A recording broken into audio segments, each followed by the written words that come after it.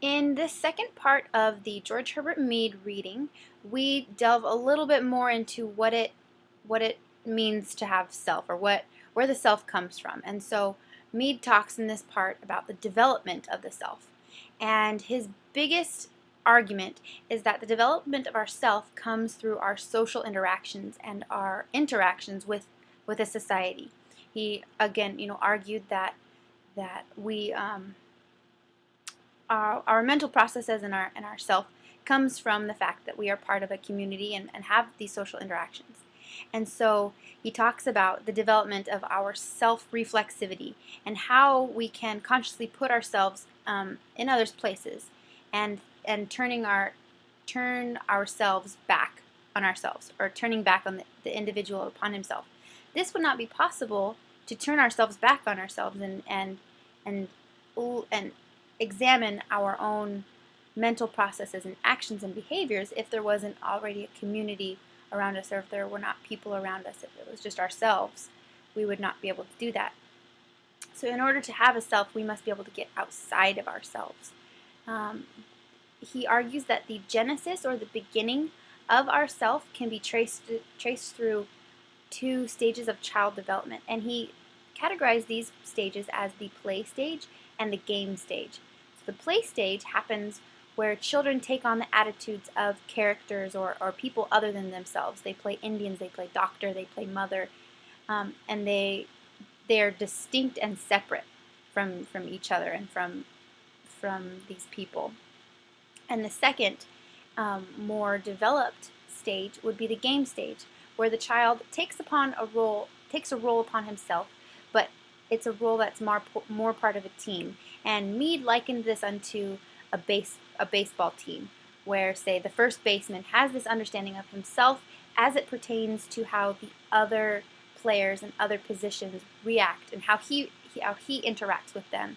How if the hitter hits a ball towards him, it's now his duty to catch it and tag out the runner. That is the game stage, where he understands a more generalized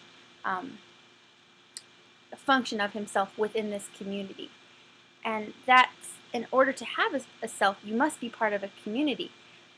In play, that's not required, but in game, you must have a coherent self.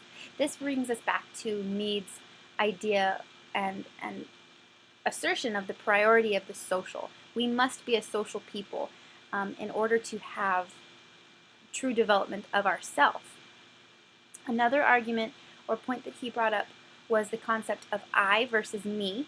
So where I is the immediate response of the individual to others, it's incalculable, unpredictable, and a very creative aspect of ourselves, things and behaviors that just kind of pop up. We don't know about them until they've already occurred. They are only in our memories.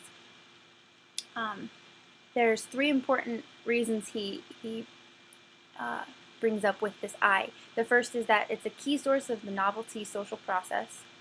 Number two, it's that it is within the I that our most important values are located. And number three, there's four. And the third is that in the I constitutes the realization of self. And then the fourth is that modern societies encompass a notion of I rather than me. Without the I, Mead's actors would be wholly dominated by the external and internal controls. They wouldn't have real mastery over who they were, as opposed to a me, a conventional, habitual individual, someone who conforms to that which is happening around them and lets society dominate the individual. So we talk a lot in this chapter about society and how control comes into it, and how we are governed through self-criticism by the interactions and acceptable behaviors that we interpret from the pressures and interactions that we have with the society around us. We find ourselves in these institutions, a common response or a community habit that forms our habits.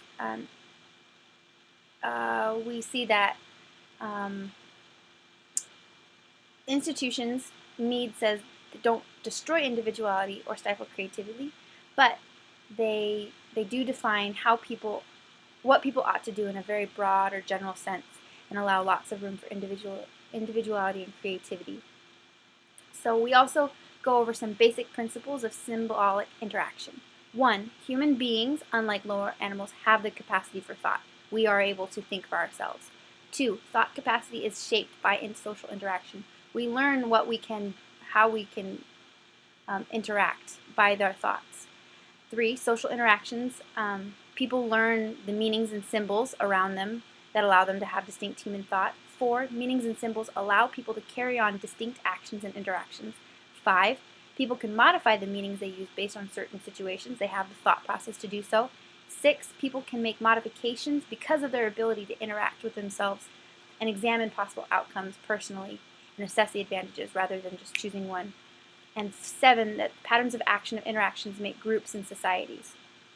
So the biggest point from this topic is that we all have this capacity for thought and this capacity to choose, but we learn these capacities and for self-reasoning and self-thought through our interactions and our experiences in the society in which we live.